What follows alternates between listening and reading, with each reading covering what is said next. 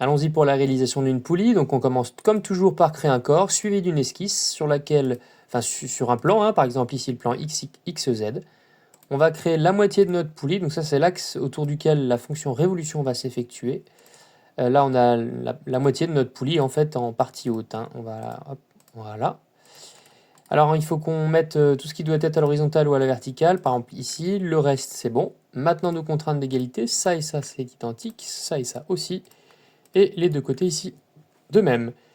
On va mettre la hauteur de notre poulie, donc par exemple ici une poulie de 150 mm de rayon, une hauteur ici de 100 mm par exemple, une largeur de 100 mm, ici mettons 20 mm, et il me reste celle-ci par exemple 30 mm. Voilà. Je ferme mon esquisse, je vais créer ma fonction révolution. Alors il faut sélectionner la bonne référence, ici c'est cet axe-là. On valide, on voit qu'on a notre poulie qui est presque terminée. On va finir par faire l'alésage central.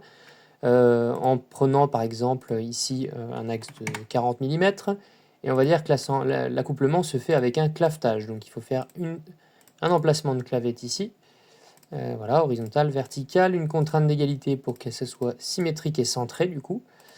Ici, alors on va mettre, je sais pas, par exemple, hop, mince, cette partie 10 mm, celle-ci peut-être 5 mm, et on va venir supprimer ce petit morceau avec cet outil.